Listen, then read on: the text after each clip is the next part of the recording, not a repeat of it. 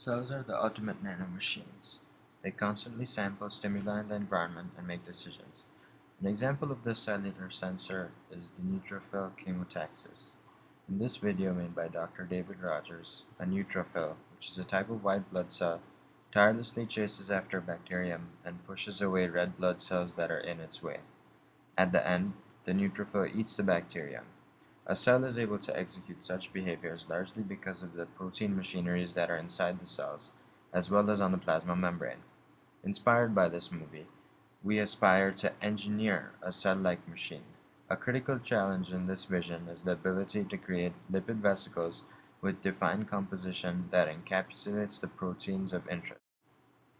My sure project is to begin putting together instrumentation that could allow us to do this. Hi, my name is Karan Patel, and I'm a junior studying mechanical engineering at the University of Michigan. This summer, I had the opportunity of working with Professor Allen Liu in the Department of Mechanical Engineering.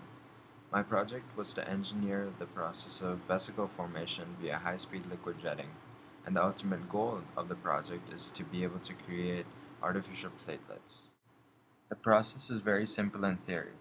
Just as a bubble can be created by blowing air into a soap-filled membrane, a vesicle can be created by jetting a liquid at high speed into a lipid bilayer membrane.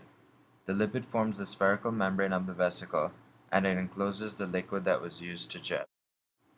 This process is made possible by bringing an inkjet formed by a pipette tip attached to a piezo very close to a lipid bilayer.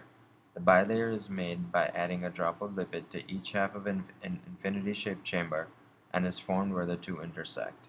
There is a tiny hole on the side of the chamber through which the pipette tip is inserted. The pipette tip is connected to a piezo actuator controlled by a high-frequency amplifier.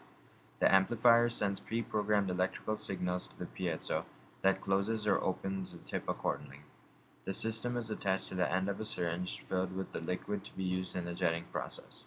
By modifying the signal, droplets of the liquid of different sizes shoot out of the tip at different frequencies. To image this process, it is carried out under a microscope. A custom microscope stage and mount for the syringe were manufactured. A high-speed camera is used to record the process. A setup was designed and put together to enable independent three-dimensional movement of the stage and syringe to enable perfect alignment of the syringe with the membrane. A number of translation stages were used to make this possible. This is the assembly of the basic setup. Then we have the custom stage and the attachment for the syringe. A syringe pump was designed to maintain a constant pressure on the liquid during jetting. However, the design did not function as expected and a regular syringe pump will be used instead. A number of parts were purchased and others were designed and manufactured in the mechanical engineering machine shop on the mill and laser cutter. This is what the setup looks like when it's being assembled. You can see the number of translating stages being used to enable the independent movement of the stage and the syringe. The majority of the summer was spent in understanding the process, designing, procuring, and manufacturing the necessary parts, assembling the setup, and troubleshooting. In addition, I worked on some other projects such as the development of a fire polisher to create pipette tips that have the ideal shape for the jetting process. I also learned about other projects going on in the lab. By the end of the summer, each part was working individually, however I was unable to execute a complete run of the process.